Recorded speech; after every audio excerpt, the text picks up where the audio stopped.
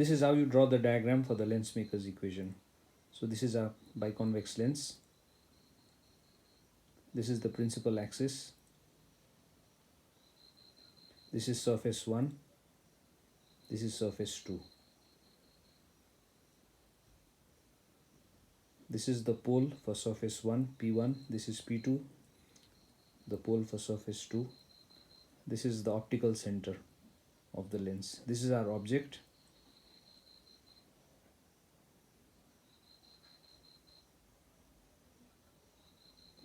The incident ray from the object hits on the surface. In order for me to draw the refracted ray, I need to draw the normal. So the normal is the line that will pass through the center of curvature of the surface 1. C1 is the center of curvature of surface 1.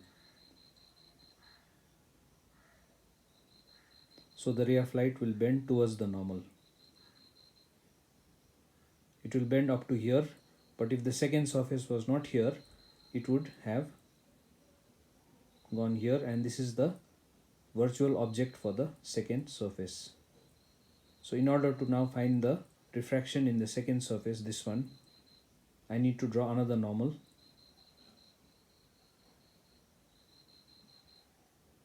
So this normal will pass through the center of curvature of surface 2.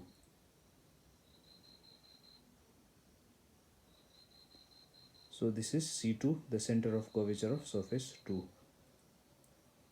And this incident ray going from dense to rare will now bend away from the normal.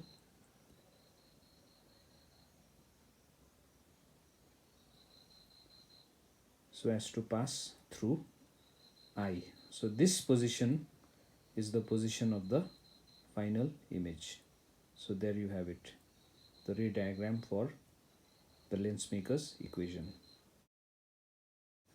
This is the derivation of the lens maker's equation. For refraction on surface 1, n2 upon v minus n1 upon u equal to n2 minus n1 by r. So this is the generic equation for refraction in a curved surface.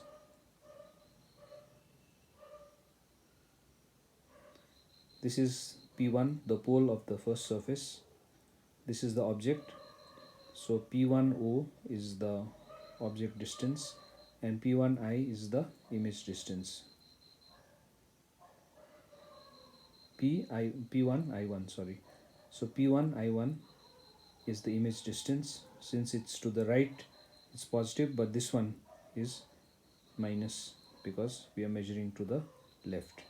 So inputting these values in the refraction equation, we have n2 upon P1 I1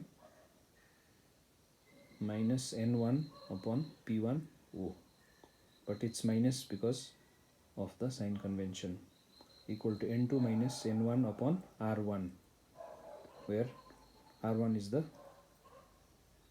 radius of curvature of the first surface. P1 and P2 are same because the lens is thin, so we can replace P1 with P in this equation. So we have P1 and P the same, so we replace it here. So n2 upon Pi1 minus plus n1 upon Po equal to n2 minus n1 by R1. So this we will put in a box and call it equation 1. Now refraction in the second surface. Refraction in second surface, surface 2. If you see here, this is the incident ray in the second surface, which is in the denser medium N2. So our refraction equation will have N2 and N1 reverse. So it becomes N1 by V minus N2 by U equal to N1 minus N2 by R. Now what are our distances? We measure from P2. So this is the refracting surface.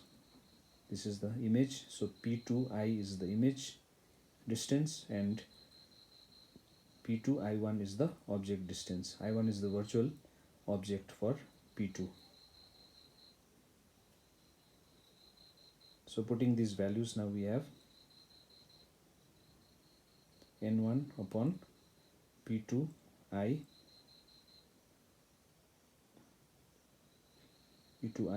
minus n2 upon p2i1 equal to n1 minus n2 by r1 r2 sorry r2.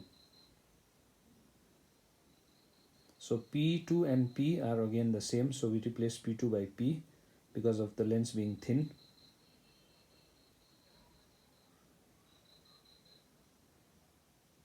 So we call this equation 2. Now we'll add 1 and 2. So there is this term in 1 which I will circle, just adding 1 and 2. There is this term in equation 1,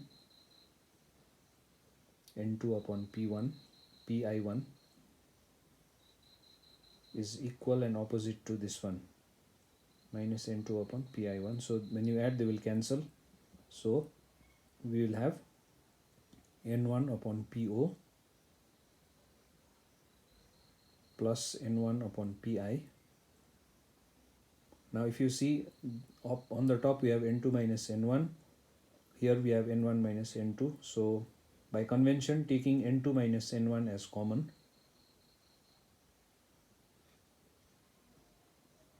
up there is 1 by r1, and here we put minus 1 by r2. Now what is PO and PI? If this is your biconvex lens, it can be any lens. The object is here, the pole and the image here. So pole is here and image is here.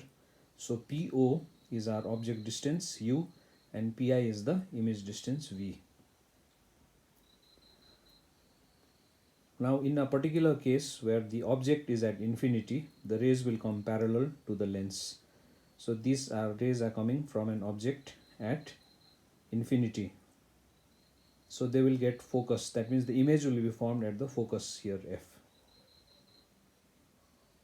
So object distance is infinity, image distance is f. So we replace object distance by infinity and this one by f.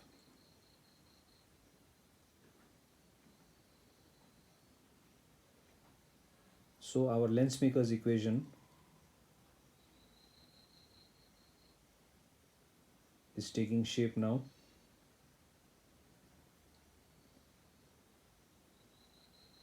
We can take n1 down, so 1 by f is n2 minus n1 upon n1, 1 upon r1 minus 1 by r2.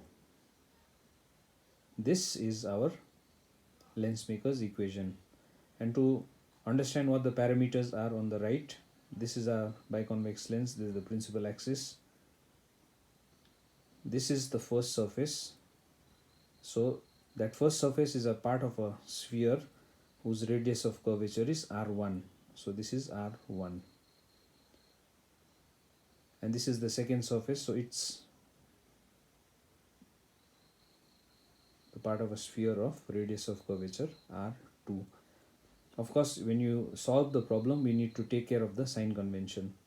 This n1 is the refractive index of air or any medium in which the lens is situated, and n2 is the refractive index of the lens material. So there we have the parameters on the right.